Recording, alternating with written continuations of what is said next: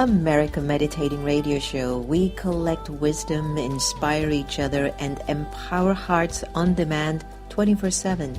Hi everyone, I'm Sister Jenna, host of the syndicated America Meditating Radio. We bridge divides, we seek deeper meaning, and we answer life's most compelling questions from experts around the world. Because in a world of uncertainty and division within and out, we will need answers right here, right now. Join me and guests on America Meditating Radio, a show for everyone to learn more about this amazing thing called life.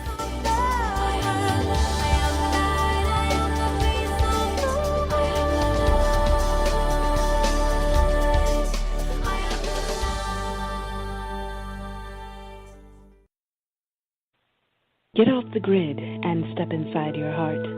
Sister Jenna guides you through a powerful, encouraging, and motivating meditation that allows you to let go and become aware of you, regain strength, power, and peace.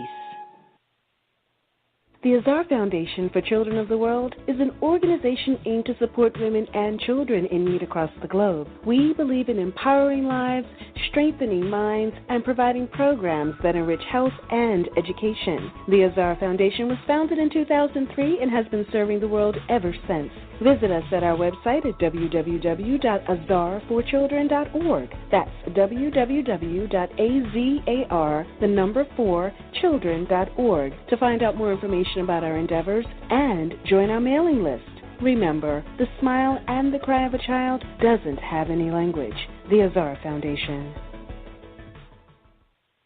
Hello everyone, this is Sister Jenna from the America Meditating Radio, and I'm excited to introduce to you Meditate the Vote. It's going to be a national campaign, and what we're asking for all of you to join us with is to raise the bar of conversation. Try to see in what way we can change our interpretation about who we are, what we are, and perhaps the direction in which we want this country to go in.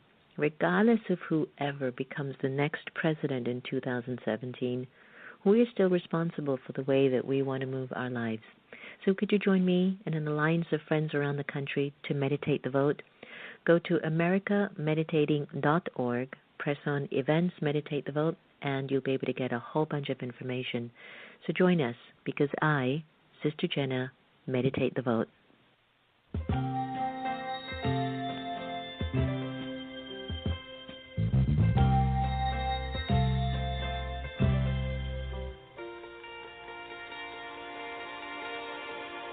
Reach out and touch somebody's hand.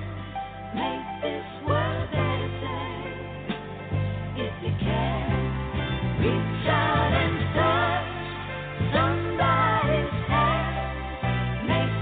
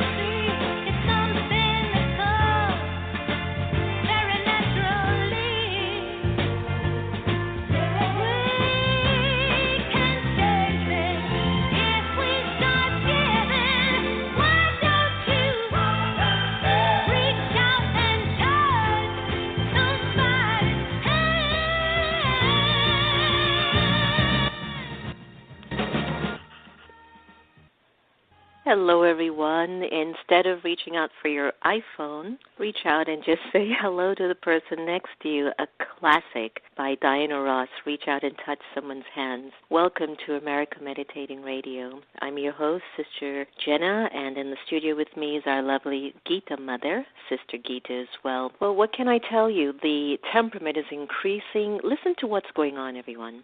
As you know, I was at the White House last week, and we had the screening of Roots remake with LeVar Burton and Malachi Kirby and Anika Rose and many, many more. Forrest Whitaker are some of the actors in it, okay?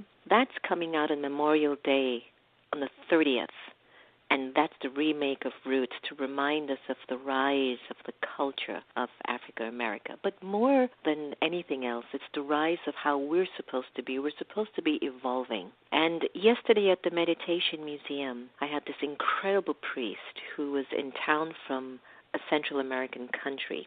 And in the conversation on forgiveness, he shared with us that it's time for us to evolve, right? And his definition of evolving is to be forgiving, to have a heart of compassion. And I thought to myself, as simple as that sounds, it is inviting us to be an evolved culture where we accept everyone as they are, and we're aware that if someone could have changed their attitude, behavior, or choice in the past, they would, and that if we're moving backwards and building walls or distinguishing that I'm better than you by the color of my skin or the language that I speak or the country that I'm from, well, backward thinking, and that's not reaching out to touch someone's hands to really get to a place of joy and power. Stay tuned. We're going to have the incredible Nikki Giovanni, that's Sister Gita's dancing partner. They were at Mulebone just getting down for the WPFW fundraiser, which are our friends in D.C., and, of course, Andy Shalal, who's an incredible man doing just the kind of work that individuals that have that position in life must do or should do. So kudos to Andy, definitely, for all the work that he's doing. Before I get Nikki on the air, I'd like to take us into what we do best here, and that is to take you into your own inner reflection, into a place of contemplation. Breathe in deeply, and let's let go.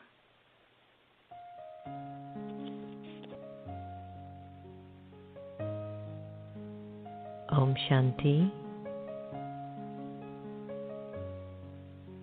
The time that we choose to be aware doesn't necessarily require me to just sit and meditate. But even while I walk and move around, I can be in a meditative awareness, which is awareness of the soul, the original, eternal, imperishable being of light. For a little while, I'd like to invite you to be present, to be here, and to be now. Allow your mind to settle in the moment, to relax.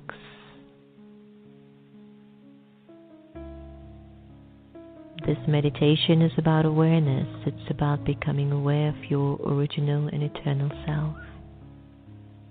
It's about connecting to your truth.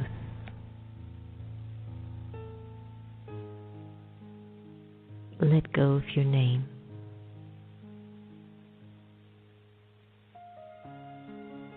And observe yourself feeling nameless.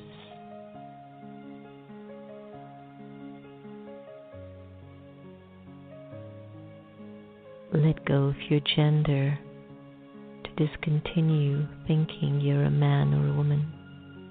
Let it go and observe how you would feel walking around without a gender.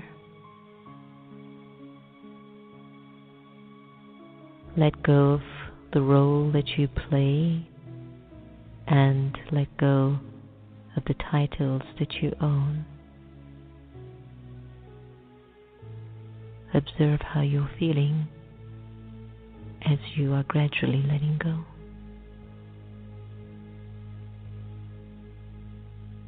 Let go of your religion and put it aside just for now.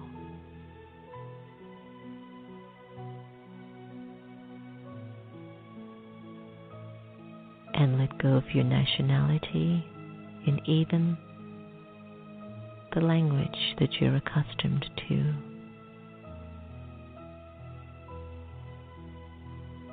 Imagine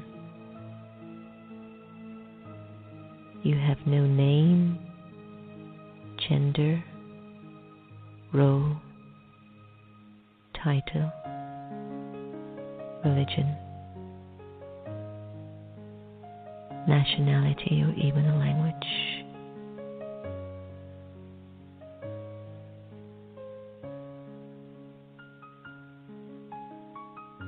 Ask yourself, how do you feel at this moment?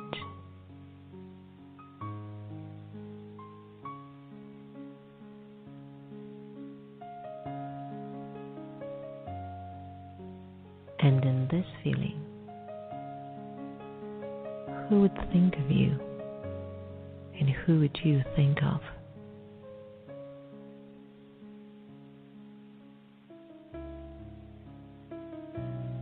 The Supreme Soul would think of you,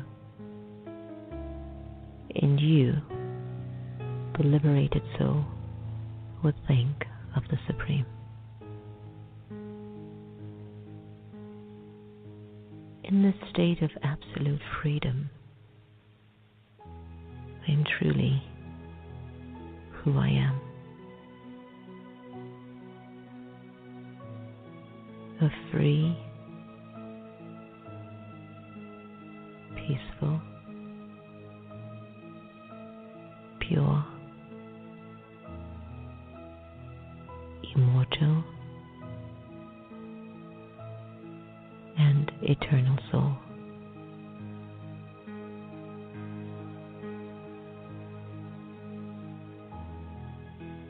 Allow yourself to just be absorbed in this awareness.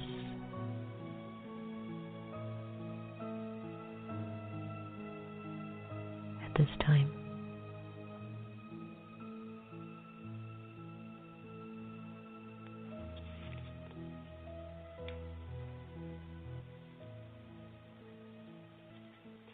welcome back. Return to the world around you that you're familiar with, and let's move things forward. The whole aspect of being internally reflected, or just coming from a reflective level of thinking, is to amplify our capacity to be able to offer more. Hold the line. We're about to get Nikki Giovanni on to have a heart-to-heart conversation, and before we get Nikki on, we would like to have our beautiful Sister Gita to share us something inspirational. Hello and Om Shanti, which is a greeting of peace. Hi, Nikki. Oh, how we zenned that night dancing. It's good to do Zen dancing. That is dancing from the inside out. There's no style to Zen dancing. You just express from the inside out. From the gift of peace, I am reading a point on values. Our society encourages distraction and evasion as a means to experience happiness. But actually, this takes you far away from yourself and just postpones dissatisfaction.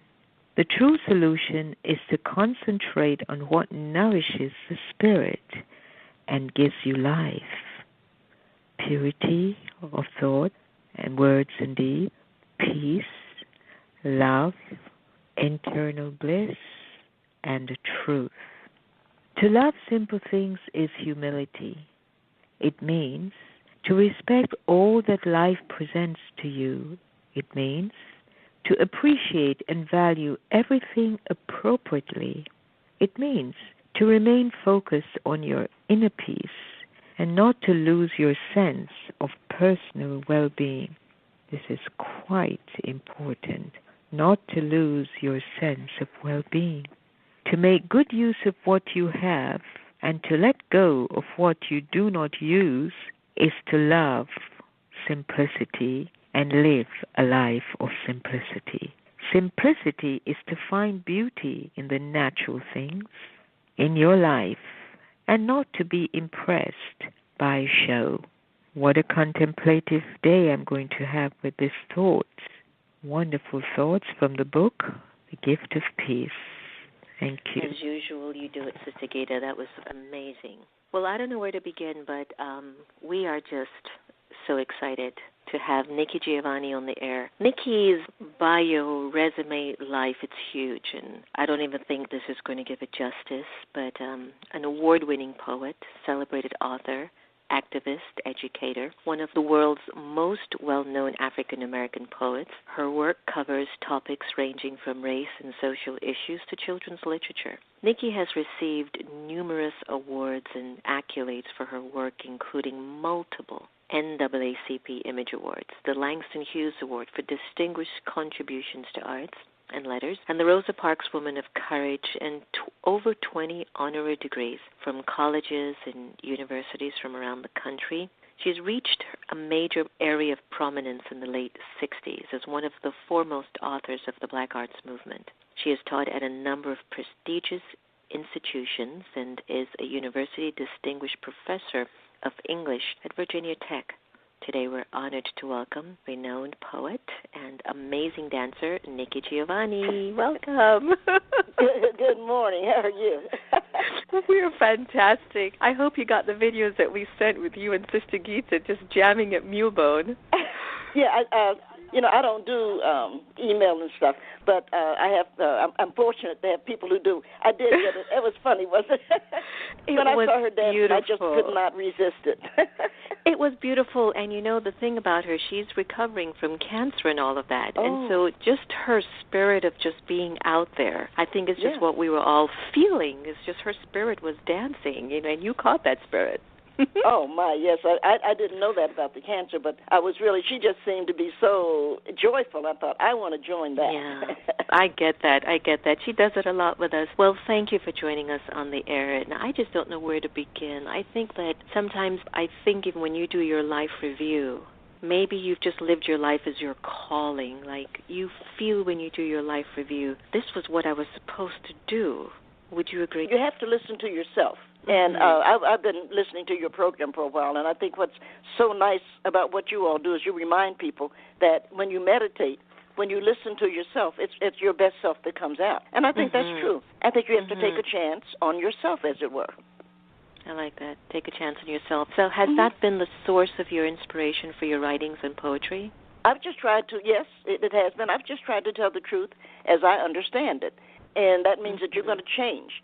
What you know now, 20 years from now, it's going to be different. And so you're going to have to be willing to say, not necessarily that I was wrong, but that I've learned something else. I've been able to add to this information. And I think that's incredibly important because a lot of people, and you know it too, a lot of people start to do something and they stay there. They never want to change. And I think that's sad because it makes them crazy. They don't enjoy their lives, and they never make a difference in their lives. Now, coming from your perspective of life, and this is not to say that you're in your antiquity. I mean, you're aging I am. beautifully. I'm an old woman. And of course, I have friends who tease me because I'm always laughing to see it. In any given room, I'm probably the oldest person. And people say, no, I'm 70. I said, well, I'm 72. But I think growing old is a good idea. I recommend it. I think it's normal. And because we live in the world that we live in, everybody wants to be thin and everybody wants to be young. And I'm not so sure that these are desirable. You have to be thin because that's the way you come. You come as a pound or 2 pounds. You come very small because if you came much larger, your mother couldn't handle it. And you continue to grow. And as you grow, you learn things. And as you grow, you also grow older. I'm a big fan of recognizing that age is a good thing. Oh, that's a very good thing to hear, and I believe in women of the days of the Renaissance. I think that size, the Renaissance woman is the real woman of the 21st century. I'm just not into that twiggy look. I don't think it's really healthy, to be quite honest with you. It probably really is. It's just not healthy. All right, so let's just take a look at. Recently, I was at the White House for the screening of Roots remake. How was that? It's a miniseries. I have no words for it. I did write a piece in HuffPost about Roots returning us to the seed because I felt that there were two voices, voice of we don't need to see that anymore, and then there was another voice about how important it was for us to see that so that we could recognize where we've come from and how much we've risen. So 40 years later, let's say 50 years later from now, Mm-hmm. What has changed in your perception? There are two parts of the question. 50 years later, what has changed in you in terms of the way you view this country? And what have you seen the country in terms of how has it changed? Well, I think the most important thing that we as Black Americans have to recognize, and I'm a Black American, is that we have changed the country. I am, as I say, I'm 72 years old, so I am of the generation of segregation. I grew up with signs saying white only or black only. You know, I grew up with, you have to remember Mrs. Parks, which was wonderful, that a white guy gets on a bus and the bus driver says to Mrs. Parks, you know, you have to move. And she said no. That's my generation. So I think we're good people. I think we're doing a good job, and I think it's changed America. We now have a president who has his faults, I'm sure, but at least he is of color. What I would like to see, though, to be very clear, is Gone with the Wind. If they're going to remake something, I think they ought to remake Gone with the Wind. Because we have glory, and so if you look at it and say, "Oh, we didn't see black guys fight," we have glory. Morgan Freeman, Glory is a wonderful movie, and they ought to re-release it. But we need to re-show Gone with the Wind, because when Scarlett O'Hara is sitting there hungry and pulling up those carrots, which is a lie, it was her slaves that brought her yams that were kind enough, despite all that Scarlett and her people did. They went up to her, and I'm sure they said it, you know, like, Miss Scarlett, here's some yams. This is for you to eat. Because if they hadn't done that, those white people would have starved to death. And I think, you know, if we're going to redo something, let's redo the lie. Wow. Powerful. Whoa, you know, that's why we love you. What would you like to impart on this generation? Because you just said in the opening conversation, I don't really play a lot on technology, emails and these things, but you do have people who do it. Mm-hmm. So we have a generation, Nikki, of folks who live looking down on a piece of gadget in their hands. They no longer look up. What would you like to educate this generation in terms of preparing them to be sustainers for the future? I mean, what would you tell them? Well, I'm a real big fan of space. And I've had and just been very fortunate that Dr. Bolden, who is the head of NASA, has been down here to Virginia Tech to talk to our students, because Dr. Bolden and I are friends. Black kids, and I say at every place that I go, have got to become involved in space, because we are the people who, when we were stolen from Africa and brought to the United States, had to make the adjustment to life someplace else, to food someplace else, to a language someplace else. And we did that, and we did it with good thought. We didn't, nobody wants to be a slave, so don't misunderstand me. But we found a way to adjust, and we adjusted with song, we adjusted with dance, we adjusted with learning how to plan food, we adjusted with learning how to love each other, to let go of that which used to be and find something new. We found a God that we could trust. I'm not arguing Christianity. I'm not trying to argue. I'm just saying, if you look at the history of black people, we did. It's going to be Black Americans, whether it's Mars or whether it's Jupiter or whether it's someplace we don't even know yet, who are going to be able to spend a couple of years going into space, and whatever life form we find, it will be, and I think really, a Black American woman who will have the ability and the strength to embrace that which is new and different. She won't want to shoot it. I mean, if you send a bunch of white guys there, they're going to shoot it and kill it, or try to dominate it. I'm not against guys either. Just it would be wonderful to send a couple of black women into space and find out how they respond to the life form they find. I just think, can you imagine? Can you imagine black women on Mars? They won't be like that fool. That's a movie in itself, Nikki. Black Women on Mars. OMB. That's a. Can you imagine? I mean, it would be so wonderful, because we're so wonderful. Amazing. And we would learn the language. We would learn to cook. We would teach them to cook as we do. We would be good people. Yeah, and that's what we have to remind our youngsters. And as I said, I don't do video and stuff, because if I do that, I'll be like the kids. I'll be looking down, and instead of talking to the people around me, I'll be talking to somebody who's not there. And I'm not against it. I'm just saying, as we go forward, what you want to see. These 8th graders, it's one reason I volunteer a lot to do high school and junior high. You want to see these 8th graders starting to think, well, what am I going to do in space? And space isn't just science. Space isn't just, I have to learn, physics, though physics is important. Don't misunderstand that. But we also have to send people who will imagine what it's like to live with someone else, what it's like to imagine another life. And black people do that so well. I just don't even see how we have failed to understand that that's probably our major strength on earth, is that we can embrace other things, other people, other living forms. I think that's so wonderful of us. outstanding, and I will definitely second that as well. Beginning May 1st up until November 8th, I started an initiative called Meditate the Vote for the sole purpose that I don't think that we should go along as business as usual. We are being triggered a particular conversation or a particular scenario where divisiveness, fear-mongering, negative, ignorant comments are being made in this political arena, the one that we can't believe we're actually witnessing this, right? If you were to sit with these presidential candidates that we've got at this time, what would you advise them to do? Because I'd be curious to hear what your observation is of this political climate. And yeah, well, Donald Trump is unacceptable. So I think every black person, I live here in Virginia, and our governor, thank God, has just signed a bill that our prisoners, black guys are put in prison for no particular reason, that our prisoners, now 209,000, if I'm not mistaken, prisoners are now eligible to vote. And I'm really glad, because I don't I think that they will not vote for Donald Trump. And I hope, I'm a Democrat, but I hope that Hillary gets to vote, because Hillary has a history with black people. And you could say, well, it's not, nothing's perfect. Well, nothing is.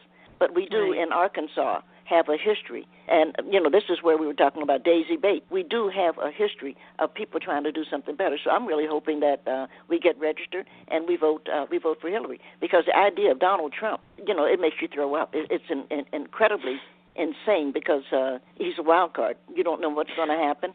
And, well, you do know what's going to happen, because he's built a career on meanness. No, here's my challenging question. God summons you and says, Nikki, I want you to go talk to this child. He's having some issues. What would you tell Donald Trump?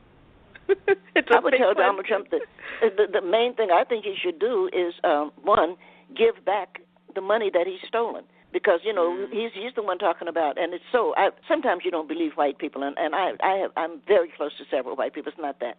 But when you look at them being upset about somebody taking their jobs, and then they're saying, we're for Donald Trump. Where did all those Trump buildings come from? Who works for Donald Trump?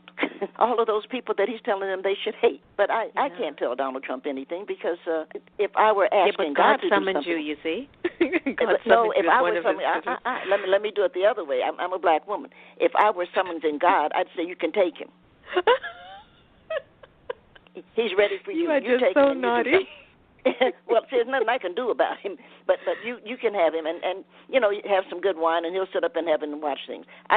I'm not going to fool myself that there's something to be said for somebody like Donald. What would I have told Hitler? What would I have told Mussolini? What would I have told the governor of, what is that boy's name, of Alabama, when he's standing there in the door, segregation forever? Well, no, it wasn't. No, we have to get rid of that. So I don't want to talk to those people. I want God to talk to them. I want to go ahead and do what I'm supposed to do. Beautiful. It might be even God's work, really. As we look at your life, and you said you were growing beautifully, and you celebrate growing older at 72, what's the next big thing for Nikki Giovanni? Well, I'm working on a book, and the book is called A Good Cry. And I realized my mother and my sister and my aunt and my dog, which was very sad, all died within a couple of months of each other. So you don't have time when things like that happen to mourn. You just have to get things done. And I've never been a good crier anyway. And I realized I finally got sick and was in the hospital. And my doctor says it's because I have high blood pressure. And I said, he's a really nice guy, by the way. But I'm saying to him, his name is Marufo. And I said, Marufo, I don't have high blood pressure. I think I need a good cry to let the pressure out. I don't think a blood pressure pill is what's going on. And he said, no, I don't think so. And I said, well, you're one kind of doctor and I'm another. But I'm going to go with mine for right now. So he and I are having this discussion. I think that it's a syndrome. And I've been laughing with my doctor, because I said to him, I think that ultimately what's going to come out is going to be something like the Nikki syndrome. And we're going to start telling women, you have to learn to cry. You have to take the time.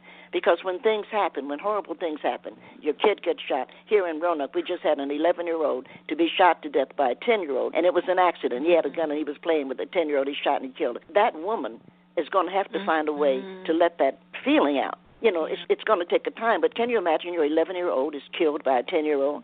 So it's just so horrible. And I think the book that I'm working on, and I'm not that kind of a doctor, don't misunderstand. I'm just I just do mental things.